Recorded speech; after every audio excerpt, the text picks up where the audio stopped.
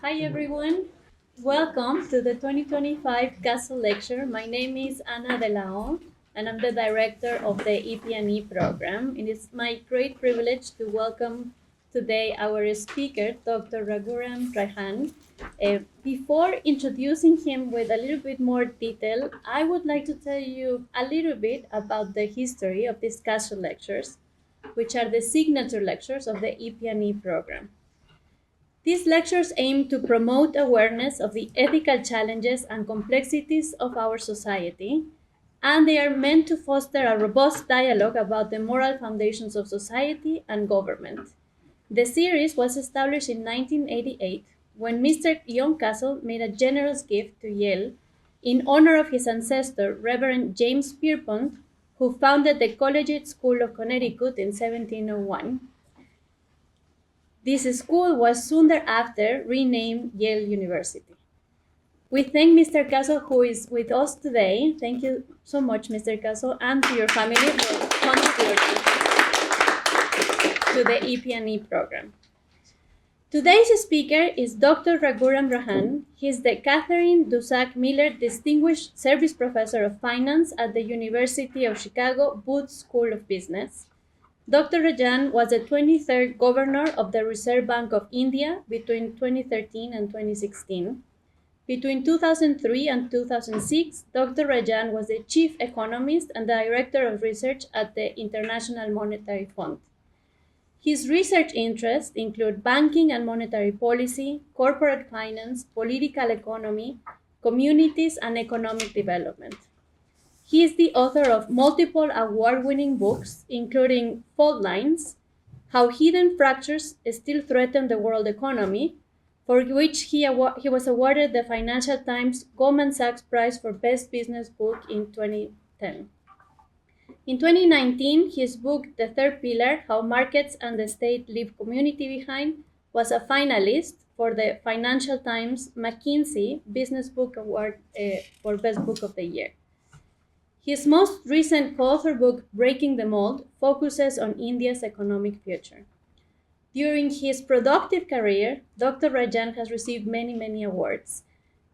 Just to mention a few, because we do want to leave some time for the lecture, he was awarded the Global Indian of the Year Award from NASCOM in 2011, the Infosys Prize for the Economic Sciences in 2012, the Deutsche Bank Prize for Financial Economics in 2013, and 3 years in a row, different magazines named him Central Banker of the Year.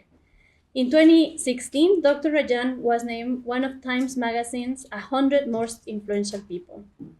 Today, he is here to talk to us about the role of corporations in societies. This will be a two-part lecture series. Part one, we will hear about what should corporations do, and part two will take place tomorrow, same time, same room, and we are going to hear about what do US corporations say they do, evidence from letters from CEOs to shareholders. The format for these lectures is that Dr. Rajan is going to speak for about 45, maybe 15 minutes, and then we'll have some time for Q&A. If you have a clarifying question in the way, feel free to ask it, but Dr. Rajan will have the right to decide that your question is actually not clarifying. All right, so with that said, please join me in welcoming Dr. Rajan. Dr. Rajan. Thank you, Anna, for inviting me. Thank you, Mr. Castle, for endowing this series. And I especially want to thank Professor Frances Rosenblatt, who isn't here with us, for inviting me. She was a wonderful mentor to my son, Akhil, who's sitting there. And I had read her work on Japan and was eager to meet her, both to talk about that work as well as to thank her for being such a good mentor, along with Professor Shapiro, for my son. But unfortunately, she passed away. With that, let me get to what this talk is about. We have a lot of problems in the world today, some of which are going to be announced in the next hour or so. we have societal problems, I would argue, often created and exacerbated by technological change, but also that has led to, the global financial crisis, which has made a lot of things worse, and of course the recent pandemic. What we have as a result are left behind communities and people, a lot of racial disparities, climate change, and migration also coming, migration as a result of climate change.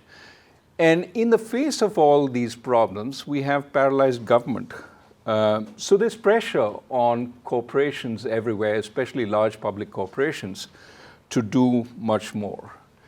And the question that I'm going to try and address in this talk is really, should they? Should they do much more? If so, what precisely? And what I'm going to try and do is start first with some efficiency-based rationales for firms. Why do firms exist? I'm going to focus, of course, more on economic thinking about it, because that's what I'm most familiar with. But then I'm going to try and tie those rationales to the appropriate objectives of the firm. What should firms maximize in a sense? And what kind of governance structure might be appropriate for that?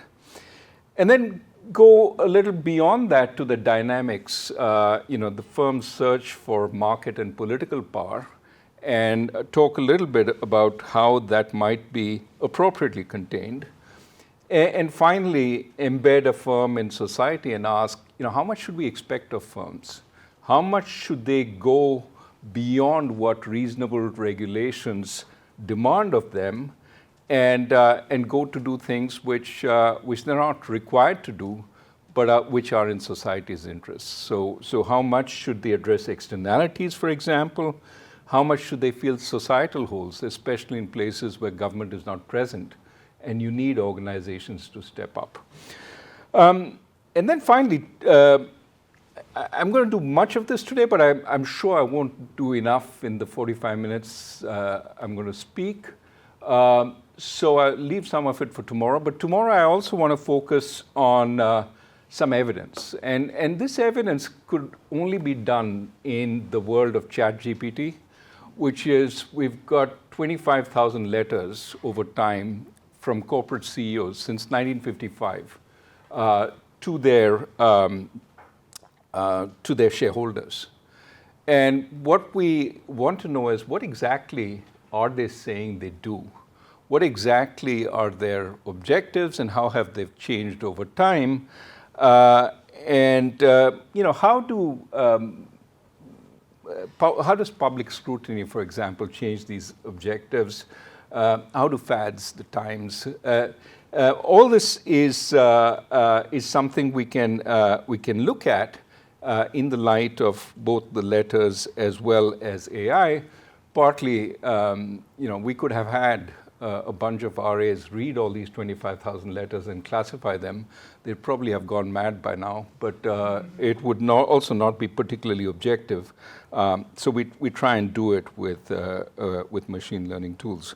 Now, in all this, I'm going to have a varying mix of rigor, informed opinion, actual evidence, plus also some rank speculation. So it's not all going to be tied down to particular theories or evidence, but I'm going to try and join the dots, if you will, based on just experience and speculation. So with that, let me turn to my conclusions. Let me start with where I'm going, and then try and fill in the blanks as we go. Almost surely the objectives of a large public corporation have to be different from those of the small entrepreneurial owner-managed firm. However, when you look at the literature, a lot of the objectives are derived from small owner-managed firms, and it's sort of said there's a direct line. I don't think there is, and I will talk a little bit about that. But what this would imply is that we have to go beyond shareholderism. The world is really has gone beyond. Where by shareholderism, I mean this sense that the primary objective of the firm is to maximize shareholder value, often associated with Milton Friedman, but actually predating him, way back. I then want to turn to dynamics and argue that, we can talk about the internal the internal situation in a firm and how it maximizes its productivity. But you also got to situate the firm within the economy, in which case the big issue is as firms get larger, and this is why this is largely about large public corporations, how do you keep the market competitive? How do you keep them from essentially suppressing competition? And what we need to do that. And the not so, the fairly obvious answer is you do have to focus on creating a separation between government and the corporation, because too close a relationship between them essentially turns arm's length oversight into cronyism. And in a sense, more important a threat for free and competitive markets than even threat of communism once upon a time or other kinds of intervention really is, in my view, cronyism. And that's pervasive across the world. Unfortunately, we see it coming into this country also in a big way today. And so, in a sense, the phrase I will keep repeating is we must render unto Caesar the things that are Caesar's. In other words, try and keep the separation between government and corporations, which means government's not intervening in corporations much, but also similarly, corporations not trying to do too much of what governments are supposed to do. That kind of separation, to my mind, is extremely important. And then what does this mean for the fundamental topic I have? Basically, that when we think about firms, it's important for firms to go beyond shareholders, to think about all the contributors to the value of the firm, typically what we call essentially stakeholders who are contractual, suppliers, employees, etc.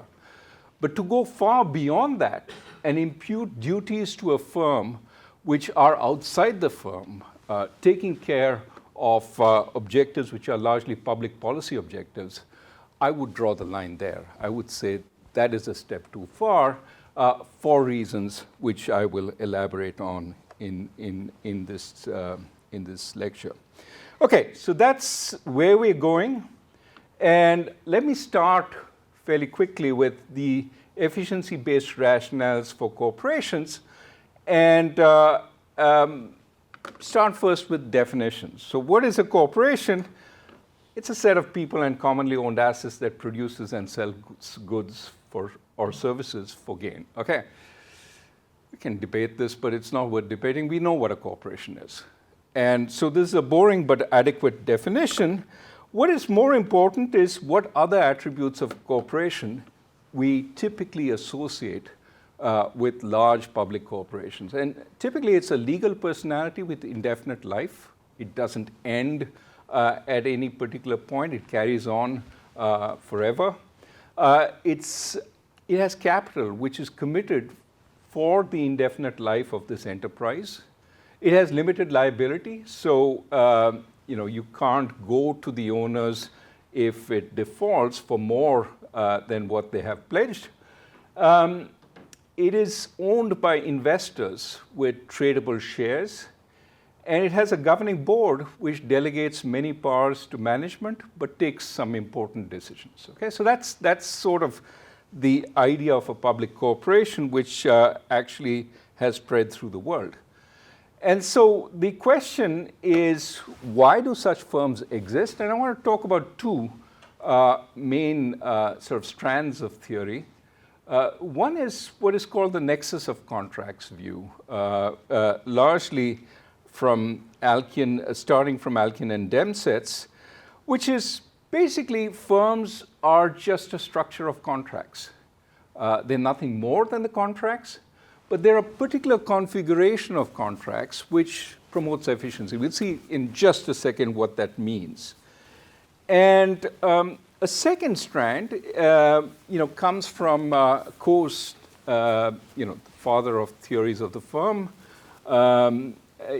Coase argues, following a quote from Robertson, that firms are islands of conscious power in this ocean of unconscious cooperation, like lumps of butter coagulating in a pail of buttermilk. So what does he mean?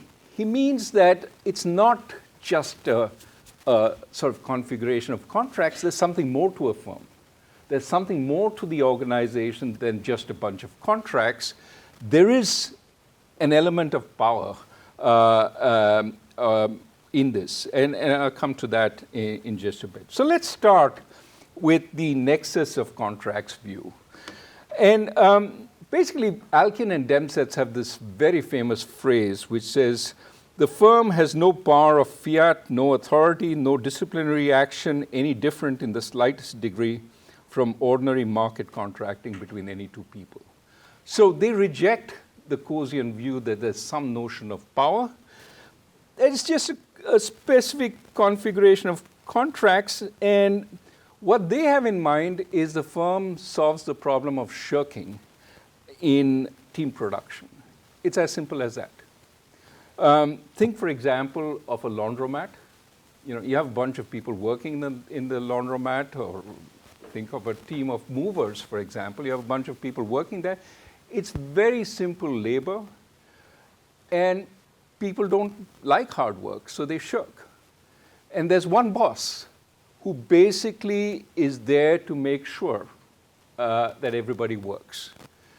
And what they get, the boss gets the residual claim, which is that if the team makes money, the boss gets the excess over the wages they pay the team.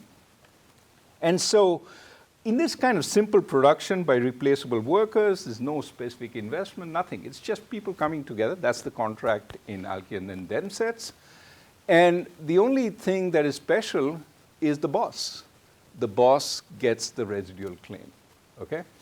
And, if those of you who are management theorists would recognize this is like McGregor's theory X. Workers don't really work for the love of work. They just work when they, you apply a constant monitoring. They would shirk otherwise. It's a point-in-time analysis. It's just, this is the firm. It has no history. It has no future, right? So all that we said about indefinite life and this and that, this is really about tiny owner-managed structures. And that's it. And in this world, management should own, because it's the residual claim. If they maximize their own claim, which is what is left over after you pay everybody else, you're maximizing the size of the pie. Great for society, because society likes pie maximization. Okay? So that's the whole idea. And of course, the immediate question is, this is that mover team, or it's a laundromat, but this doesn't represent General Motors. It doesn't represent NVIDIA. The immediate sort of difference is in large firms, there's a separation between those who get dividends, that is the shareholders, and those who control, which is the board and management. And that immediately implies that there's an agency problem between the two. The owners are not the managers, unlike in the laundromat, where the owner is the manager, right? So it's not even clear, once you have this agency problem, that the Alkin and Demsetz sort of analysis applies. But it's worth asking, under what circumstances is maximizing the value of shareholders, the equity holders who are, all those atomistic General Motors shareholders, under what conditions is maximizing their value equivalent to maximizing the firm's societal value? And it's fairly straightforward to see that basically it sort of works out only if all other claims are relatively impervious to management's actions.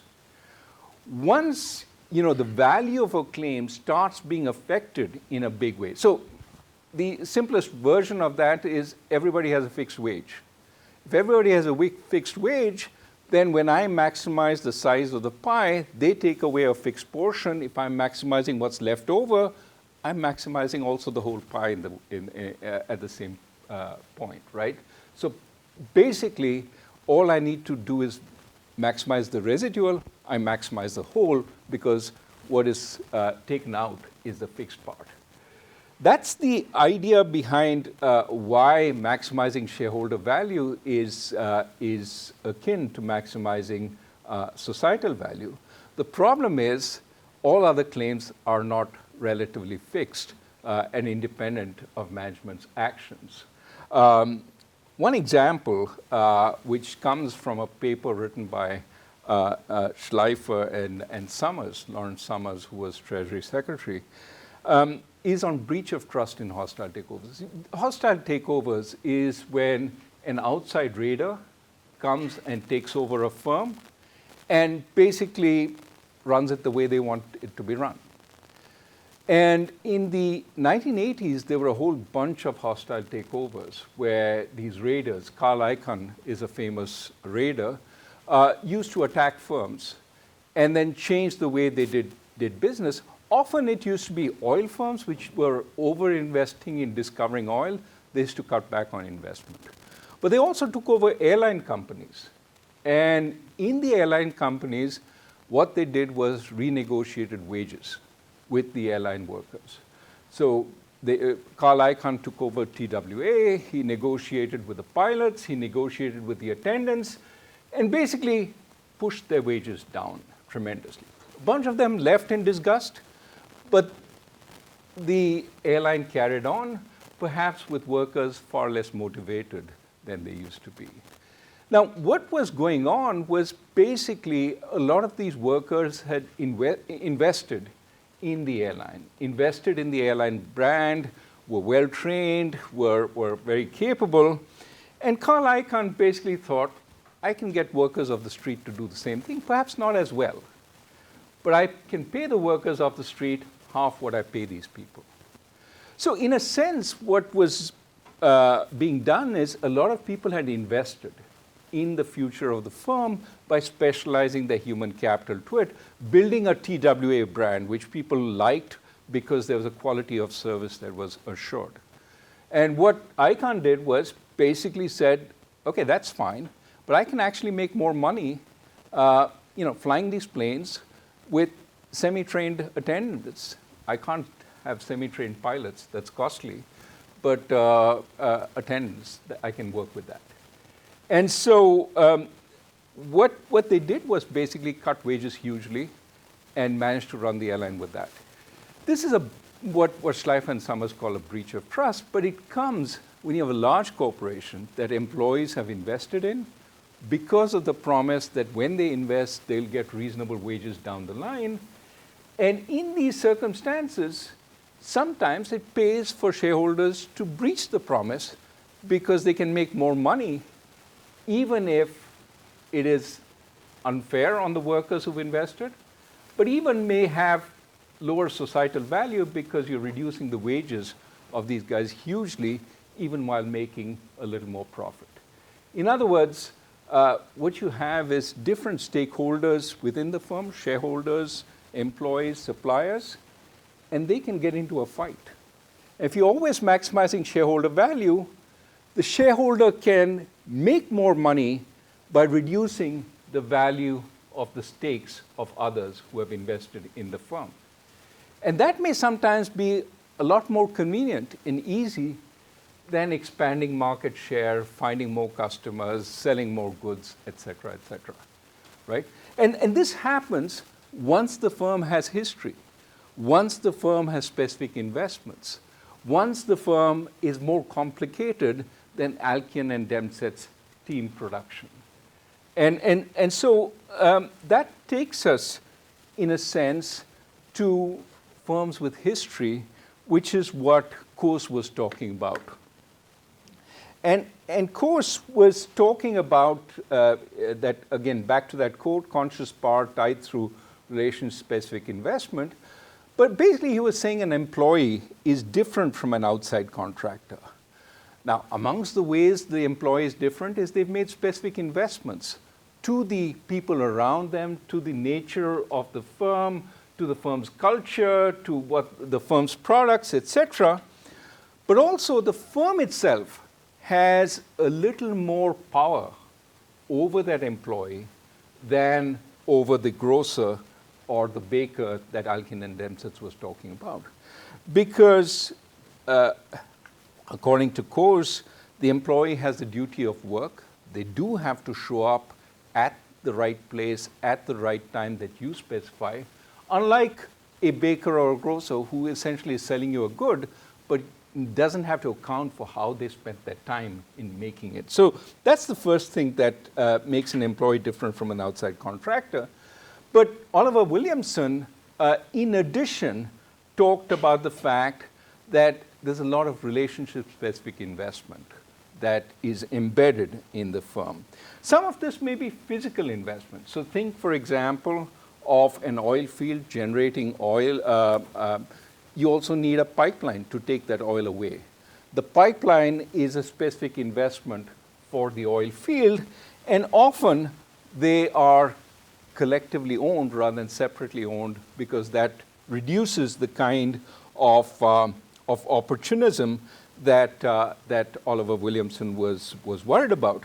But also there's a lot of relationship-specific investment of the kind that the TWA attendants made in TWA, learning the culture, learning what is important, and essentially portraying that culture to customers. There's a lot of tacit knowledge that is built up when you're working with other people in a firm, personal relationships, etc. All this takes time, so it gives the firm a kind of time dimension. It also creates vulnerabilities. If you have made investments, you can be dispossessed, as Carl Icahn did with those attendants. But the classic example in this kind of literature is something known as the Fisher body case. Anybody who's read the law literature is familiar with this. Essentially, what happened was General Motors had a company called Fisher Body, which used to make bodies for cars that General Motors produced. And what happened was, in order to reduce potential conflict, General Motors bought Fisher Body. And so there have been papers and papers, thousands and thousands of pages written about this particular acquisition. But it's an example of this whole issue. Fisher Body was making specific products using dyes, etc., that were tailored to GM's production. And essentially what it was thought was that to reduce the kind of conflict, to reduce the kind of opportunism, they should be held together in the same kind of firm. So there's an entire literature which is built around these ideas of specific investment and ownership as a way to try and protect the specific investment from being stolen by somebody elsewhere, Carl Icahn coming in and despoiling because he can somehow get at the specific investment. So ownership is a form of protection. I've got 1.5 more theories, and then I'm done with the theories. We'll go to some of the details. So this goes on with what is called the property rights view by Grossman, Hart, and Moore. And they go beyond Williamson to focus much more on human capital investment. Why is that important? Because firms today are much more than physical investments, the pipeline and the oil field. It's more about human capital investment. We specialize to each other in firm-specific teams, in firm-specific knowledge, in working together, various kinds of relationship-specific investment. Some of this may be tied to a particular asset, a particular machine, a particular kind of structure that the of physical asset the firm has. For example, if you think about a firm like ASML, which produces chip-making machines, there's a lot of specific knowledge that scientists in ASML have, about the kinds of machines they're designing and making, and the production process. So you can have specific human capital specific investment to machines, but it's also human capital specific investment to people. For example, think of a consulting firm. The partners get along together, they know about each other, they work as a team much better. So what Grossman Hart do is they say, well, we need to think about how we protect these kinds of investments. And they argue that the way to protect these investments is the similar way that Oliver Williamson talked about, ownership. That when an owner has ownership of physical assets, it gives them a variety of control rights, including the right to take the asset with them away from the relationship. And that gives them a whole lot of power, because that ability to threaten to leave essentially will give them rents, and that will encourage their incentive to invest. That's the whole idea behind the Grossman Hart view. Let me give an example. Supposing I'm a driver of a truck which transports chemicals. There's a lot of specific investment I need to make to learn how to safely take on the chemicals and safely deliver them elsewhere. Okay, so there is specific investment in this trucking business. Now, as a driver, if I owned the truck, I would have a lot more incentive to make that investment, because I know that I own the truck and I can never be separated from the truck. And so that specific investment is valuable with the truck. However, if I didn't own the truck and I was just an employee, I could be fired any time. And once I don't have the truck, my specific knowledge about chemicals, etc., is useless, because I don't have the truck which is needed to do the services that I get paid for. So being an owner and having the asset essentially protects my specific investment. And so I have an incentive to invest more, and also, once I have the truck, I can get a greater share of the profits that are made from this kind of trucking business. And so that's the Grossman Hart view, that ownership is a good thing. And so essentially they come back to where the Alkin and Demset's sort of view was. You want to combine the ownership with the people making specific investments, and that's the kind of firm that is really appropriate. In the Grossman Hart and Moore view of the world, ownership is a valuable incentive. That's a world in which you don't want arm's length owners. You don't want shareholders who do nothing but collect the dividends. That's a waste of ownership incentives. What they're really thinking about is, again, owner-managed firms, because that gives incentives to the owner. So how in the world do you get large public corporations owned by outside investors with the inside not owning very much, right? For that, you have to go a little further. You almost have to argue that ownership can be a problem rather than a benefit to people inside the corporation. If you think about it, it can actually be problematic if you have a complicated firm with multiple stakeholders. If only one of the stakeholders has ownership, but the others don't, then the stakeholder who has ownership has much more incentive to invest, but because of their power, because of the power that comes from ownership, they can actually dispossess the others, much as Carl Icahn dispossessed, through his ownership of the shares, dispossessed the flight attendants. So if you have big, complicated firms with multiple stakeholders, having ownership within the firm amongst one of the stakeholders can in fact be problematic for the others. And it may make sense to have ownership outside, to have ownership in a third party like the shareholders who actually aren't involved in production. They just make really big decisions when called upon, but they're not biased because they're part of the production process. They're outside. And in that kind of structure, and this is stuff that I've done with Luigi Zingales, and that's the smiling guy on the right. Ownership is a source of unconditional power, and it is problematic because not only can it diminish the incentives for the key stakeholder to make specific investments. I have power anyway through ownership. I don't need to invest in order to get more power. But also, that ownership can be used against other stakeholders, and that becomes problematic.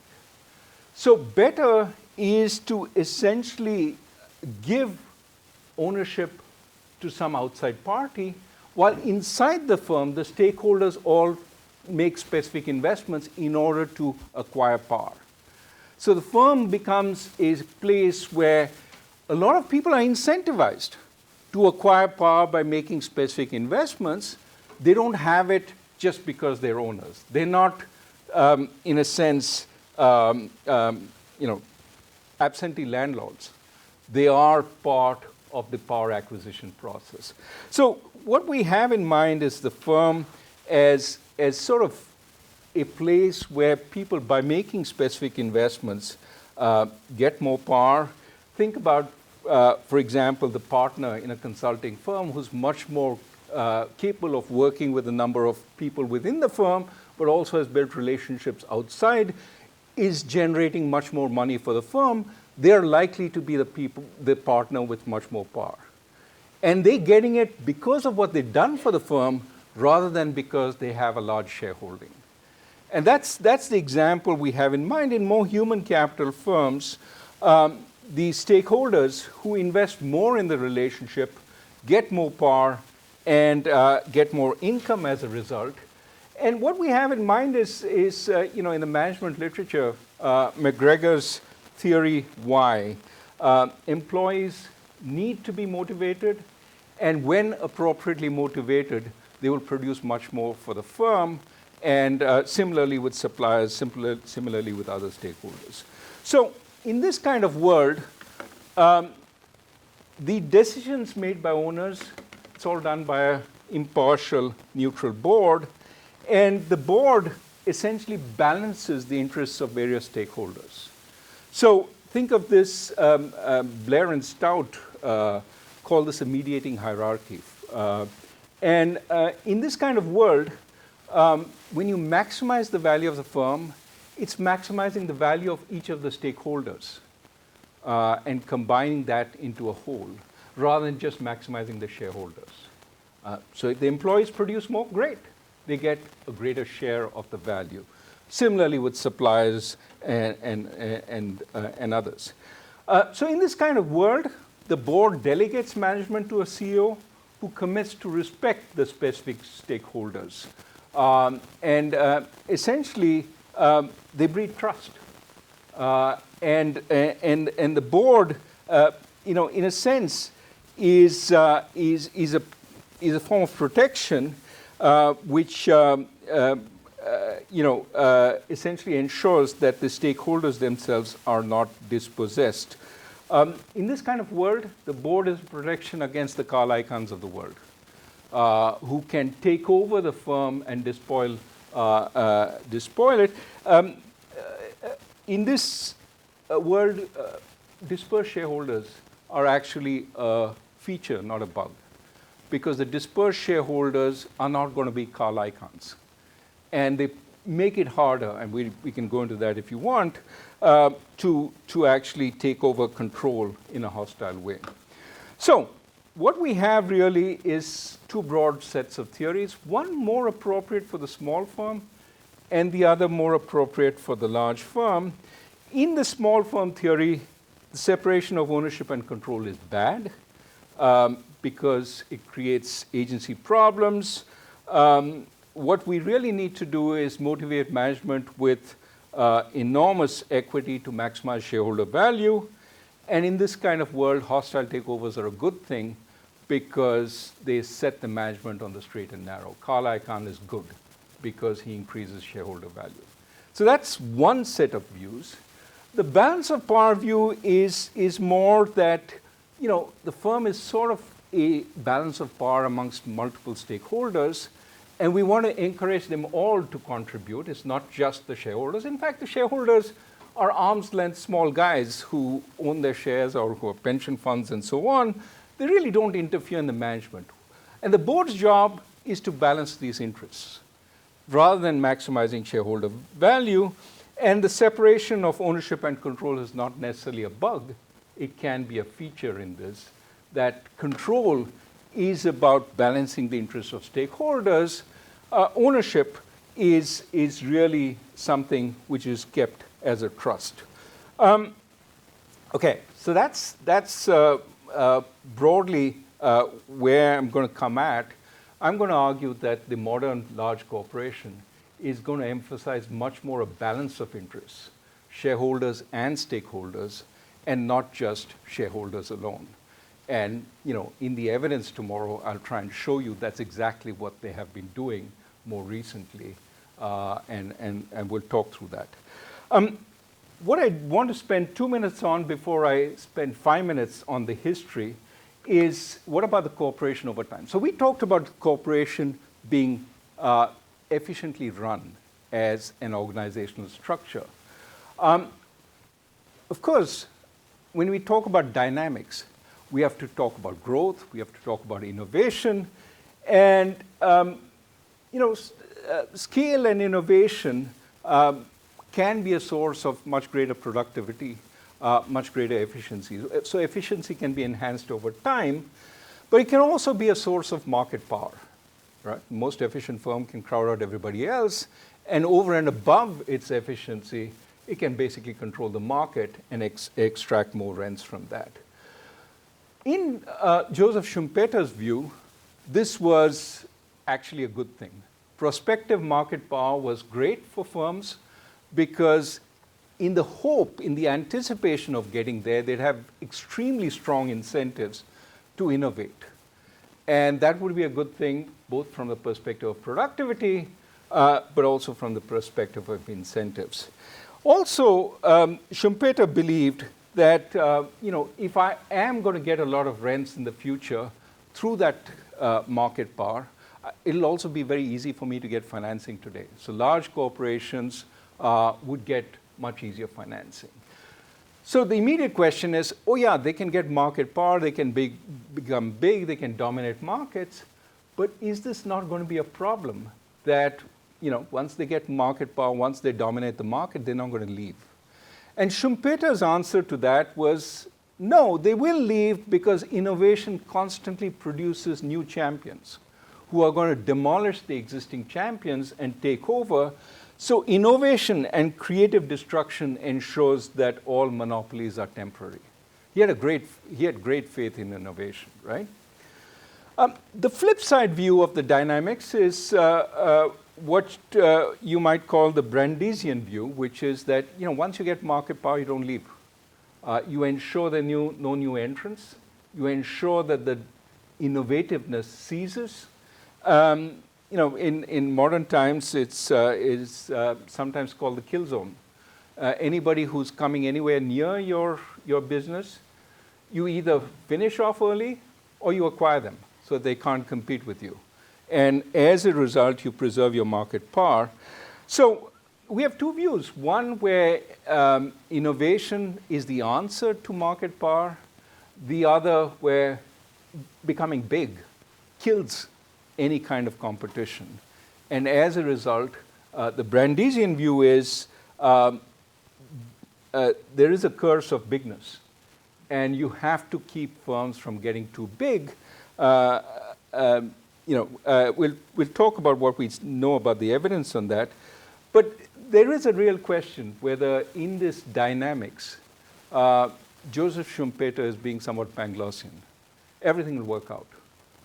Market power will always get destroyed by new entrants who are more innovative. Sometimes history follows that, typically with very innovative sectors, but not all sectors are dynamic. And often the easiest way to make money in a sector is to kill the competition and thereby make money through market power. And so, and in many situations, governments aren't impartial. They put their thumb on the scale and help certain firms get market power. So we have to constantly be aware that the dynamics don't play out as Schumpeter argued, okay? So what I've talked about initially is what makes for firm efficiency. And I've argued that in the modern firm, it's probably multiple stakeholders coming together. I went on to an aside about the dynamics. Does the fact that the firm does well, does that assure society that when the firm does well and grows and becomes innovative, society is better off? And to ensure that, we need the firm to constantly be competing with other firms. Unfortunately, what happens when it's particularly innovative and grows a lot is it gets a whole lot of resources which can allow it to acquire dominance in that sector. And so part of when we think about large corporations in society is also to think about the dynamics and whether that dominance can be controlled, especially if a firm does well. And that's something we need to think about. Let me talk very briefly about what people have said about firms in history, and then I will stop. Adam Smith was very skeptical about corporations. He thought they were inefficient because of agency costs between managers and owners. He had this famous phrase, which is, like the stewards of a rich man, management is apt to consider attention to small matters as not for their master's honor. In other words, they're going to be lazy. They're not going to think about what really runs the firm. Negligence and profusion, therefore, must always prevail, more or less, in the management of the affairs of such a company. So he was actually quite down on companies.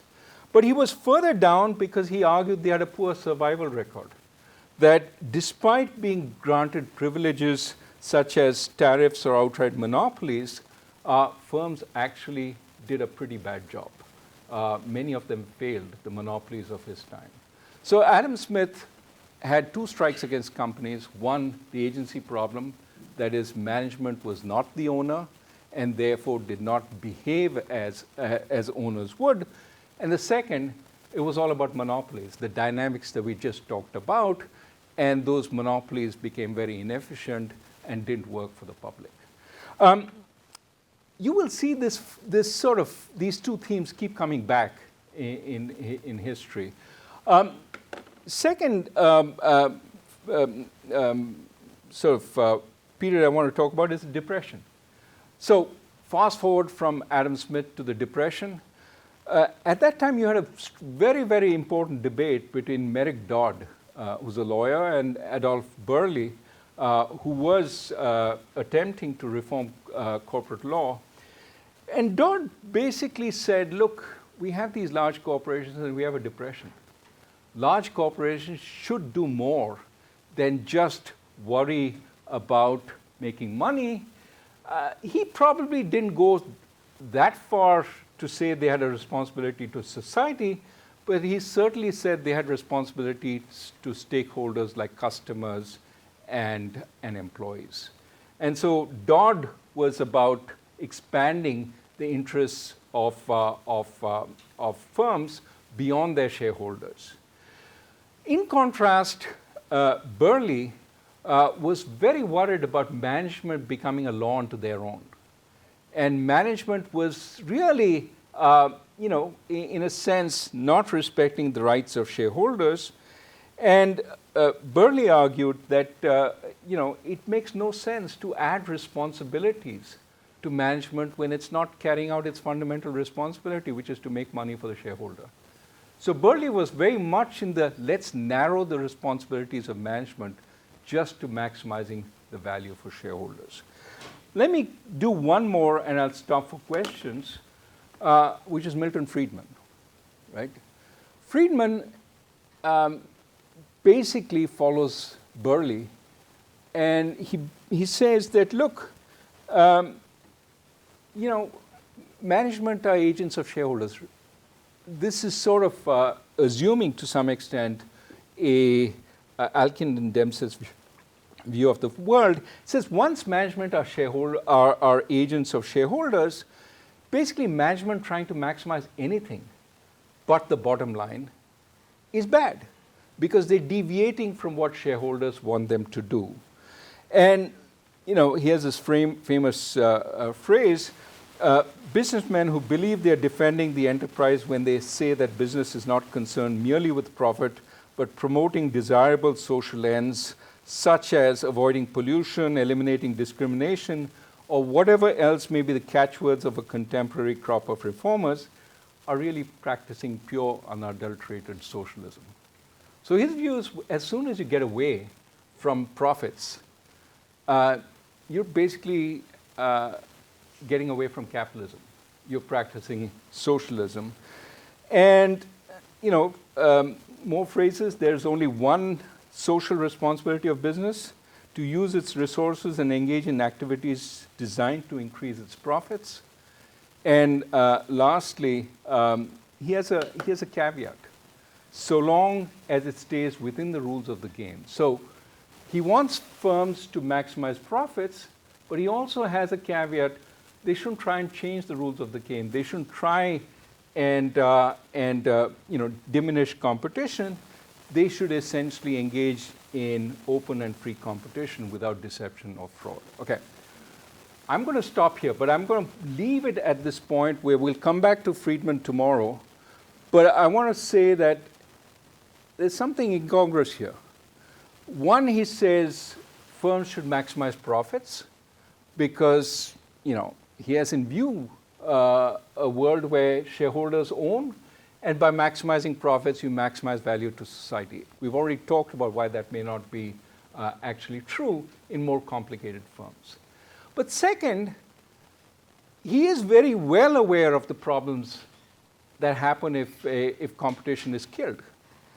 So even when he says maximize profits, he wants to rule out the single most easy way for firms to maximize profits, which is kill the competition. Not directly by making a better product, but by using government, lobbying, cronyism, whatever. But he basically says, let's rule that out. We're not going to allow firms to do that, but yet we want them to maximize profits. So there is a kind of logical inconsistency in what he wants. We'll come back to that tomorrow. Let me end by just saying, why did Milton Friedman get so angry about firms doing anything else? Because this was in the late 1960s. Government was intervening in various ways against, in corporations. Importantly, what was happening also was there was a high, inflation was high. And what the Johnson administration was telling corporations was, you guys shouldn't raise prices. And this was like waving a red flag in front of Milton Friedman, right? Because Friedman thought the price system was actually a great signal for corporations, saying that they should actually produce more of the good which was highly priced. And to prevent the price system from reflecting the true prices was essentially preventing it from working. That was one red flag for Milton Friedman. The other is he really thought that the Johnson administration was trying to push the inflation problem onto firms when it was a problem of its own creation. And he thought that they were basically running large fiscal deficits because of the Vietnam War, and he thought that was what should be controlled rather than telling firms not to raise prices. Anyway, let's stop here. What I want to do tomorrow is start from here and talk about first going from Friedman onwards to what has become a prevalent view today, which is a stakeholder view of firms, and see what the problems with the stakeholder view is, and is there a synthesis that we can form, which is in between Friedman, which is only profits, or the stakeholder view, which is not just profits, but also stakeholders, but also society as a whole. Is there a line we can draw in between? And then I want to look at the evidence and show you the evidence seems to suggest that most firms are now choosing a middle ground, not the extreme shareholder view, not the we're about the universe and solving global problems, but somewhere in between. Okay, let me stop there. Questions?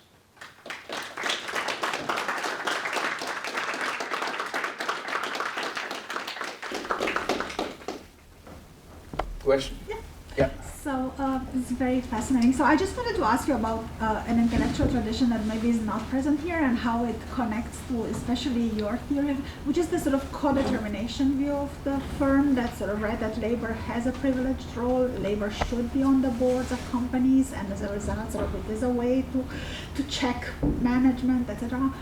So where does this fit in your theory? I mean, do you see it playing a sort of, I mean, how would you sort of relate to this view of the firm that is quite influential in other economies and that sort of puts some constraints that are different of the constraints that you're discussing? Right. So it sort of is similar to privileging some stakeholders who are essential to the firm.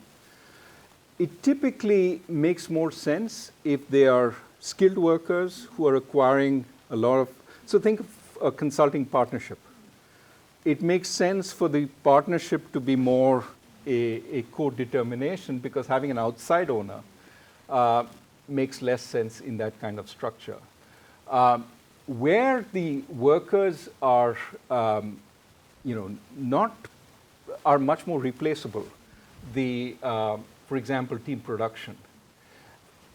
Their co-determination seems more like giving them power, without necessarily the kind of investment that accompanies that. It's like a union. It's a share of power. In the U.S., you had unions and you had management. There you have essentially the union on the board.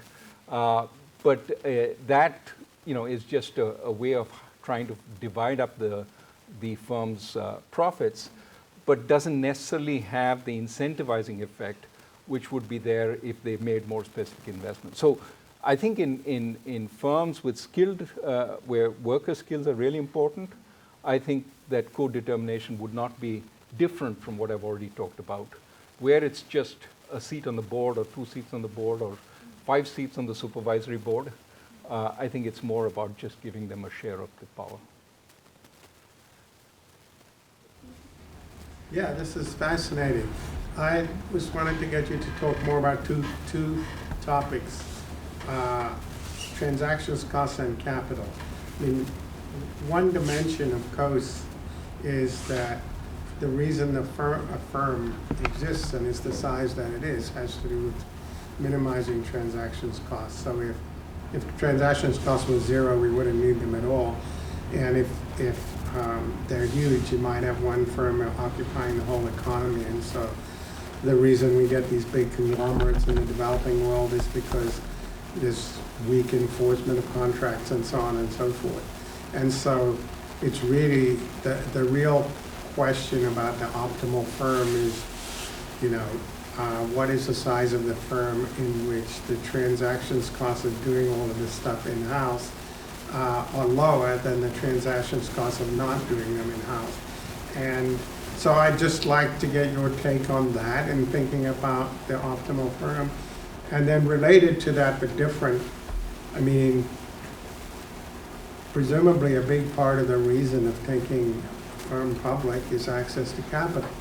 And, so that's not really, it affects the transactions cost of everything, but, when all those investment banks went public in the 1990s, they got access to so much more capital than they could have in any other way. So how do you factor that into your thinking about the optimal firm? Great. Great questions.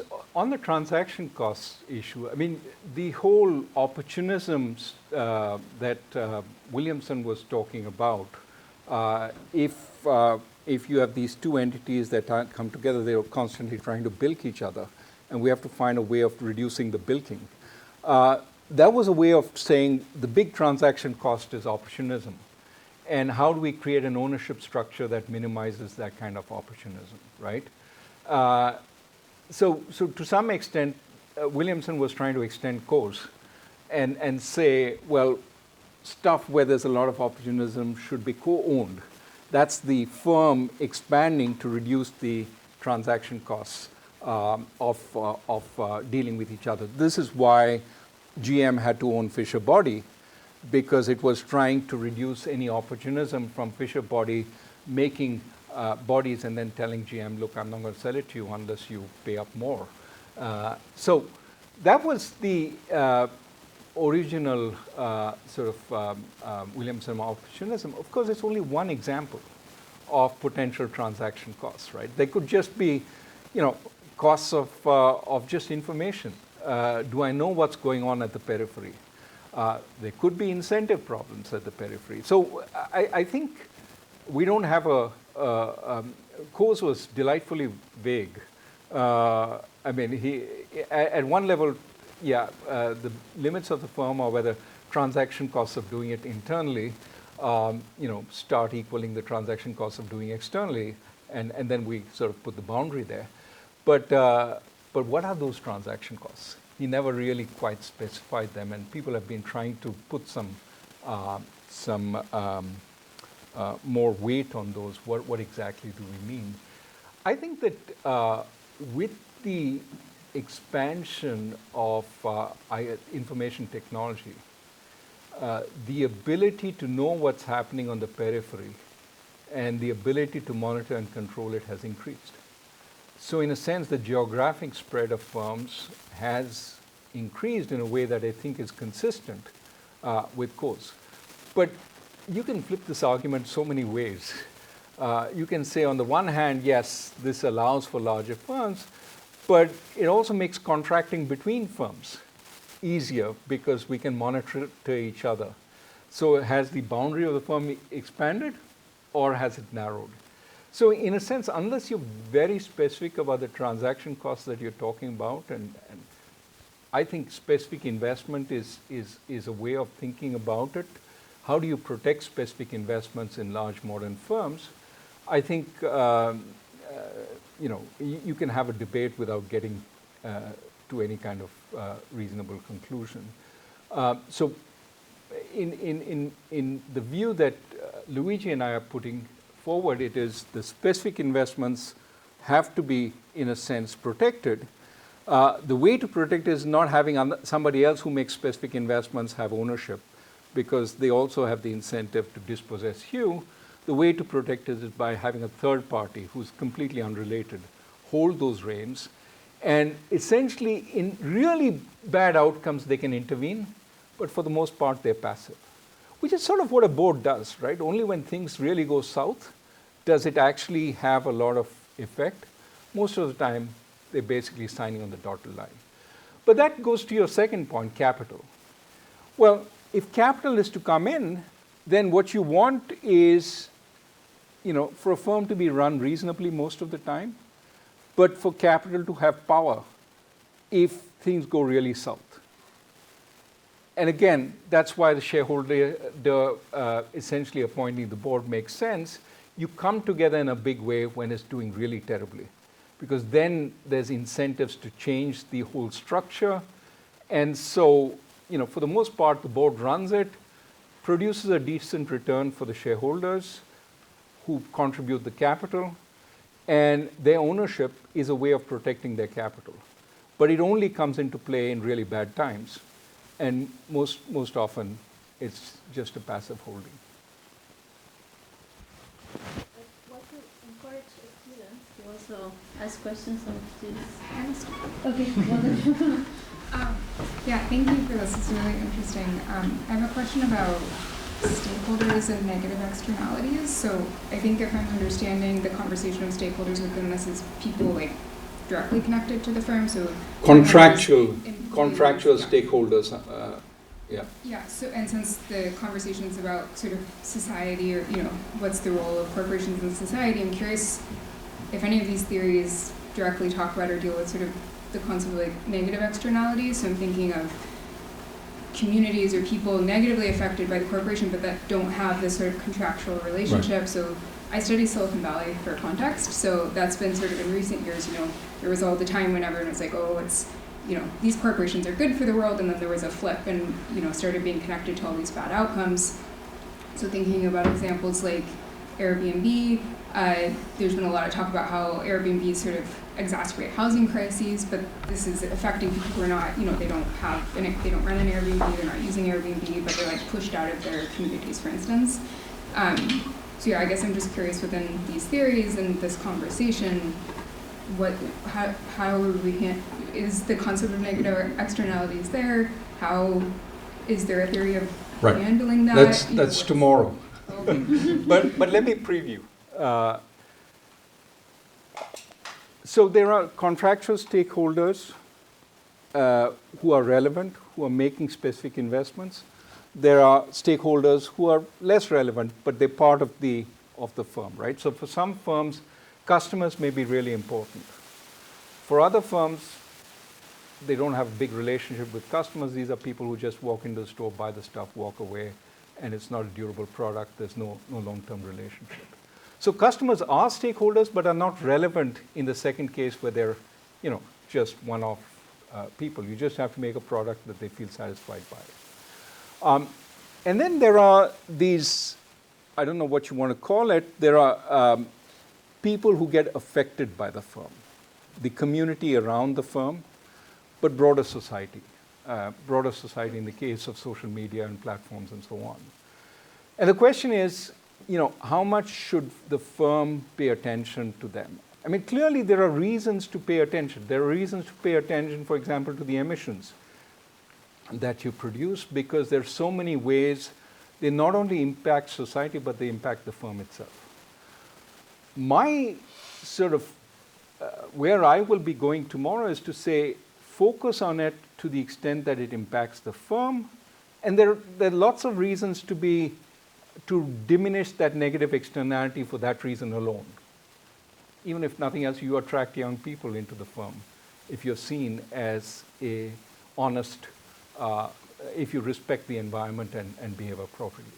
But I would say that don't rely on the firm to do it all, because that will not work. Because at the first hint that there is a problem, firms drop it. That's where I said render unto Caesar. You cannot hope for firms to fill that gap. And we've seen it in the last few days, both with what they're saying on DEI, but also what they're saying on emissions. The political environment changes, firms change. You need to embed it in the regulatory structure for them to actually respect it. And that's why I will argue tomorrow that it's a hopeful crutch, but it's not a crutch which is particularly solid that you want to rely on. We cannot rely on corporations to solve global warming. They're not going to do it on their own. It has to be governments. That's where I'm going. Sir. I just would like to inject that I think that more, in addition to the board, though, you have all of these external groups that have a tremendous influence on how this company, or any company, gets managed. If the customers aren't happy, maybe they say they stop going into the store and buying the product. If the workers aren't happy, perhaps they quit and go someplace else, or their union comes in and strikes, and the company fails because of that. If the company doesn't take care of the community to a certain level, when they want to expand, they can't get the building permit, or the citizens sue them because they're being, too much emission. There's too much smoke in my backyard, that sort of thing. And finally, if you don't take care of your shareholders, Carl Icahn shows up and changes the equation. So the board is, yes, there, and they're functioning and so forth, but each one of those constituencies plays a role in terms of balancing this situation. And if you're not taking care of all of the constituents, at least to a moderate level, the business will fail. Exactly what I'm going to say tomorrow. Go on. But no, you're absolutely right, that what I'm arguing, which I'll argue tomorrow, is yes, these constituencies are important, but it's not just the board that is protecting them. They also have their own power. You talked about strikes, but there are so many ways employees keep an eye on their own management. We'll see Google talking. They can throw a wrench. They can certainly guide the way management behaves, especially if you can't just replace them by hiring off the street. And so there is internal governance in many of these firms which develops from the key stakeholders. It's not just external, but there is also Carl Icahn. And there is a reason, to some extent, the boards have to sort of navigate so that the Carl Icahns of the world don't get overly antsy and make a bid. And, take care of shareholders to a certain degree. Right. The Carl Icahns of the world say, there's an opportunity here, right, and we're going to come in and... Absolutely, which goes to Ian's point. That's the shareholders' protection. That if things go really south, they have ownership ultimately. They can come together, and they have more incentive to come together when you're taking it really, south. And so that's why we call it a balance of power. There are lots of factions all balancing each other. And Friedman's view is an extreme, but so is we need to save the world in the corporation. It's in between. And that's how corporations actually seem to work. And hoping that they will save the world on their own is a little too extreme. And saying that it's only about the bottom line is also too extreme. In a sense, I'm asking for common sense. Maybe it's already out there. But I'm suggesting that both theory as well as practice would suggest that they are developing a commonsensical view. Thanks. Yeah. So sort of following on from this question, so in those examples, the tools of citizens and of communities, kind of brute, denying a permit or filing a lawsuit. Mm-hmm. Where is the representation inside the firm? Those are external, right, to the firm, right? Those are other people pushing on management.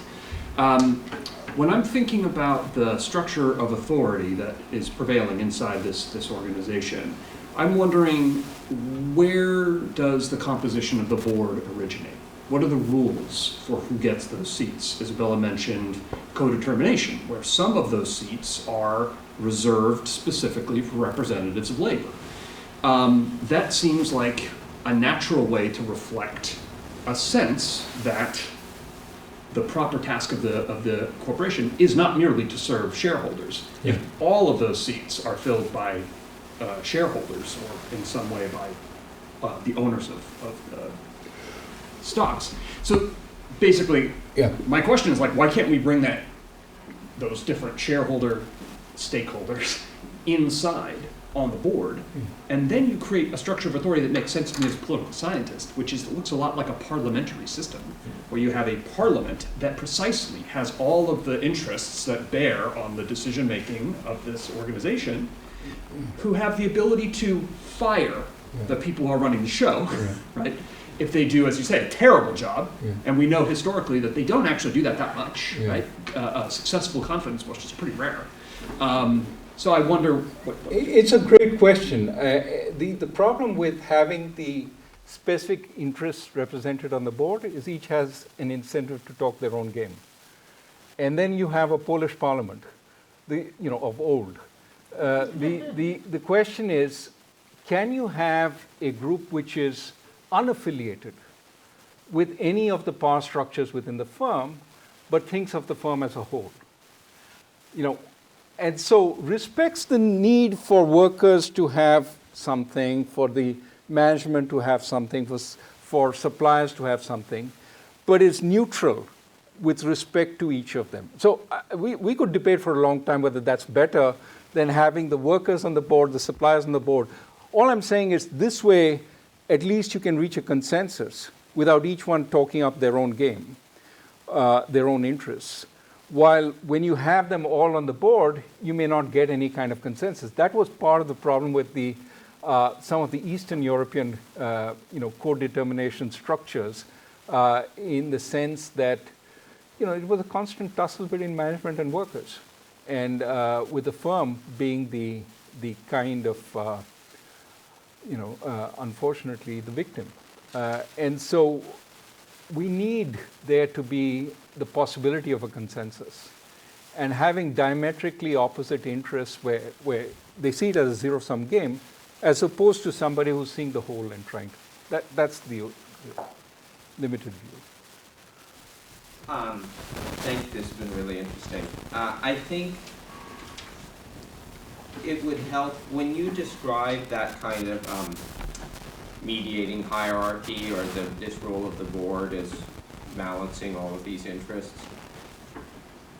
To my mind, then it starts to seem like, well, what the shareholders get is pretty small, really. They provide this kind of minimal third party. I mean, almost like you hire some third party to come and run the company so that they can accurately assess everybody's interests. And what you would give to that third party seems minimal. I mean, in comparison to if you're thinking that the activity and value generated in the firm is entirely contained within its participants, and then you get these kind of outside investors, maybe you give them an interest rate or something. But under that model, it's not entirely clear to me what the managers in the firm are supposed to be doing exactly. Are they supposed to just be maximizing profit for the firm, just like they would in our shareholder model, except that the profit that they're maximizing, more of it is going to get returned to the firm rather than stripped out and given to the shareholders. In which case it seems like maybe there's something going on, and this shareholder role is pretty different than what I think we would be used to thinking of. I think there's another way to think about it, and I guess this is what that seems to be one model, and then the other model, and I guess I'd love to hear what you think about these two models. The other model is to say, no, basically what we're doing is Friedman, and it's just that people like Carl Icahn just don't understand what long-term value is. And you can't come in and fire half your workers and replace them with robots, or worse than robots. People have no idea what they're doing, and then expect everything to go on just fine. If you just come in, you strip everything out, maybe you make a quick buck, but everything falls apart in the aftermath, and then we get bad politics, and we get all this kind of stuff that comes back at you. And under that model, then it seems to me more the thing is just, fine, Friedman's right, shareholders should be maximized value, but in order to do that properly, you need a board that thinks of its role as not stripping a company of its assets. I'm curious how you think about those. So it's a good question. What we have in mind is these stakeholders are adding value, but getting in proportion to the value they generate. They're not taking it all away, but they're getting more as they add value. And the commitment to not strip them is very important for them to make the investments to add that value. So if you had a board which was entirely shareholder dominated or was going to maximize shareholder value, it may not strip them now, but it'll strip them down the line when it makes more sense. So you're allowing them to get stakes in the firm, which you respect. Even though they're not explicit stakes, they're sweat equity, they're implicit stakes. Now, when the whole pie grows bigger as a result, shareholders also benefit.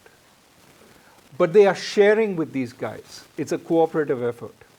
And so they're not getting the residual. These guys are also part of the residual. Everybody has more equity, some of it explicit, some of it implicit. And so in that sense, it makes for more, but it's not the same as what you could get for shareholders if you could do an icon at some point. But if you could do the icon at some point, you'd never generate this amount of value. That's the idea. That's helpful, thank you. You are the timekeeper. So we're basically out of time, but I do want to give our students a chance to ask their questions. So I'm going to just ask that you're a little bit on the brief side on your questions. So here. I was just going to ask how private equity fits into your understanding of the ownership model, because presumably it doesn't. It seems kind of antithetical to your understanding of sweat equity. So, but I mean, private equity exists. So how do you kind of reconcile the two? So private equity, VCs, these are structures that, to my mind, are more in a firm that needs turning around. And so they go in, they do what they need to do, they create incentive structures. Think of a management buyout. You go in, you give management incentives, but you put a whole lot of debt on them. And you say, run. And if you run really fast, you can make money. That, to my mind, is mature firms where you're not really trying to incentivize investments. It's got a lot of waste, which you're trying to get out. But that's what that is about. Venture capital is about owner-managed firms that you're trying to incentivize. And yes, you do a little bit of monitoring and so on, but it's really you're trying to empower management there because they're central to growth and development. So the beast I'm talking about is more not a fully mature corporation, but a corporation, an NVIDIA, a large corporation, which is trying to stay innovative and grow, and that's sort of in between all these. The last very brief question. Hi, thank you so much for your talk. I was wondering how social programs by corporations such as DEI initiatives and then also net zero goals, how do they play into your argument about what corporations owe society? I'm sure you're going to cover that tomorrow, but tomorrow. That's the advertisement for tomorrow. Hopefully you'll come back. So that's the perfect note to end today. So thank you so much for coming to this first part of the Castle Lectures. You are invited to come back tomorrow, same time, same place. I want to encourage you to take some sweets as you exit the room, and I hope to see you